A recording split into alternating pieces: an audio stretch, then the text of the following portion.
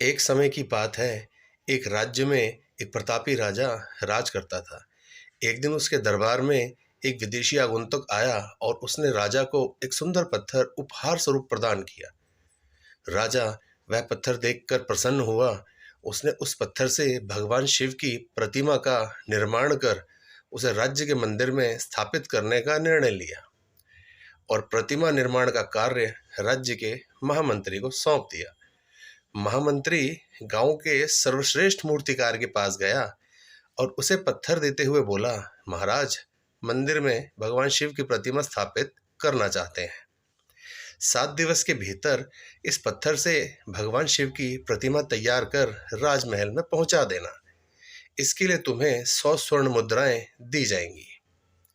100 स्वर्ण मुद्राओं की बात सुनकर मूर्तिकार खुश हो गया और महामंत्री के जाने के उपरांत प्रतिमा का निर्माण कार्य प्रारंभ करने के उद्देश्य से अपने औजार निकाल लिए। अपने औजारों में से उसने एक हथौड़ा लिया और पत्थर तोड़ने के लिए उस पर हथौड़े से वार करने लगा, किंतु पत्थर जस का तस रहा। मूर्तिकार ने हथौड़े के कई बार पत्थर पर किए, किंतु पत्थर नहीं टूटा। 50 बार प्रयास करने के उपरांत मूर्तिकार ने अंतिम बार प्रयास करने के उद्देश्य से हथौड़ा उठाया, किंतु यह सोचकर हथौड़े पर प्रहार करने से पूर्व ही उसने हाथ खींच लिया कि जब 50 बार वार करने से पत्थर नहीं टूटा तो अब क्या टूटेगा। वह पत्थर लेकर वापस महामंत्री के पास गया और उसे यह कहकर वापस कर आया कि इस पत्थर को तोड़ना नामुमकिन है, इसलिए इससे भगवान शिव की प्रतिमा नहीं बन सकती। महामंत्री को राजा का आदेश था हर स्थिति में पूर्ण करना था, इसलिए उसने भगवान शिव की प्रतिमा निर्मित करने का कार्य गांव के एक साधारण से मूर्तिकार को सौंप दिया। पत्थर लेकर मूर्तिकार ने महामंत्री के सामने ही उस पर हथौड़े से प्रहार किया और वह पत्थर एक ही बार में टूट गया। पत्थर टूटने के बाद मूर्तिकार प्रतिमा बनाने में जुट गया।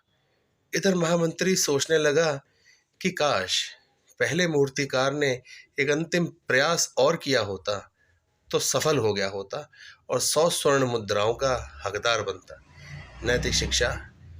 मित्रों, हम भी अपने जीवन में ऐसी परिस्थितियों से दो चार होते ही रहते हैं।